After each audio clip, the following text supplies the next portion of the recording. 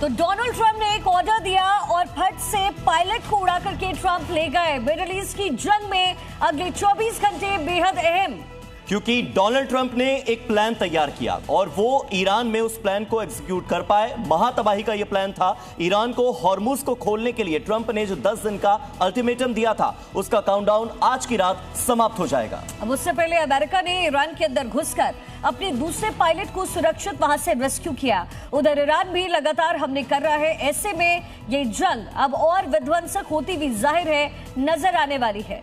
इसी बीच बड़ी खबर है, अमेरिका ने दूसरे पायलट को रेस्क्यू किया है। बिल्कुल, और ईरान में फंसे हुए पायलट को अमेरिका ने बचा लिया है। पहले एक पायलट के रेस्क्यू की खबर थी, अब अपडेट यह है कि दुर्गम पहाड़ी इलाकों से दूसरे पायलट को, जो कि वेपन सिस्टम ऑफिसर था, उससे भी रेस्क्यू कर लिया गया है सफलतापूर्वक। दुर्गम पहाड़ी का इलाका, क्योंकि 90% इलाका ईरान का पहाड़ी क्षेत्र से घिरा हुआ है। ऐसे में बड़ी डिफिकल्ट सिचुएशन होती है। लेकिन जरा सोचिए, डोनाल्ड ट्रंप ने इस बार जो कहा है वो उन्होंने किया। डोनाल्ड ट्रंप ने महज 2 दिन के अंदर अंदर उस पायलट को रेस्क्यू किया है।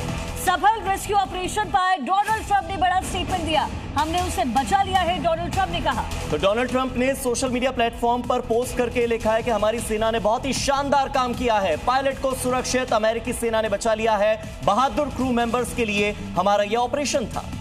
तो अपने पायलट जिसको रेस्क्यू किया है डोनाल्ड ट्रंप ने, उसके लिए ट्रूथ सोशल पर यह स्टेटमेंट डोनाल्ड ट्रंप की तरफ से लिखा गया है। और ब्रेकिंग न्यूज, ईरान के बख्तियारी में F-15E गिरा था। पहाड़ी इलाके में F-15E अमेरिका का विमान गिर गया था। पायलट के इमरजेंसी बीकन को ट्रैक किया गया और फिर उसका सफल रेस्क्यू हुआ है। ये पूरा पहाड़ी का इलाका जहां पर F-15E गिरा, इमरजेंसी लैंडिंग हुई वहां पर, बल्कि उस पायलट ने खुद को वहां से निकाला और फिर वो छिपता हुआ नजर आया। ईरानी सरकार की तरफ से बड़े वादे दावे भी किए गए, लेकिन डोनाल्ड ट्रंप ने उसका सकुशल रेस्क्यू किया। कैसे ये ऑपरेशन पायलट को अंजाम दिया गया, यूएस ने ये कैसे सफलता हासिल की, आपको की ग्राफिक के जरिए यहां पर हम समझाने जा रहे हैं। F-15E जेट बख्तियारी प्रांत के एक बहुत ही पहाड़ी दुर्गम इलाके में गिर गया था। इंटेलिजेंस टीम ने पायलट के इमरजेंसी बीकन को सबसे पहले ट्रैक किया।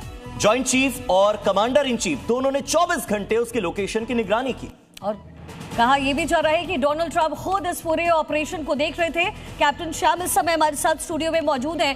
कैप्टन श्याम, कितना डिफिकल्ट ये पूरा सिचुएशन अमेरिका के लिए था, और जैसे कि कहते हैं कि डोनाल्ड ट्रंप जब भी कुछ कहते हैं वो करेंगे या नहीं, इसको लेकर के पुख्ता जानकारी नहीं होती है। लेकिन अगर ये पायलट रेस्क्यू नहीं होता तो क्या चुनौती अमेरिका के लिए आ सकती थी?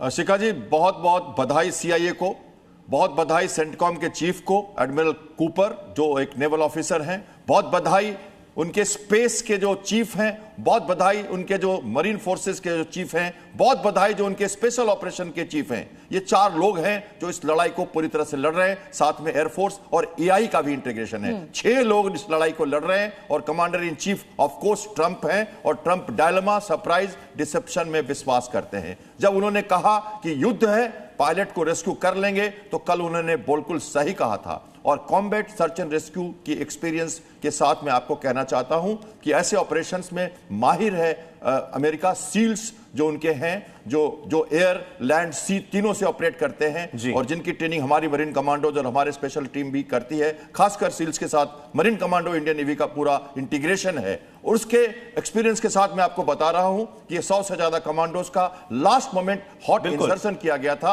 और हॉट एक्सट्रैक्शन किया गया, जिसमें कई गोलियां चली होंगी। और उसके पहले 100 से ज्यादा वेव्स और ग्राउंड ऑपरेशंस भी किया गया होगा। दूसरी तरफ अटैक, दूसरी तरफ ध्यान आकर्षित करना, इंटेलिजेंस, और पायलट को चुपचाप कहीं 24 घंटे शायद रखा भी गया हो, यह भी मैं आपको कह सकता हूं। कैप्टन श्याम, हम आपके पास लौट कर आएंगे।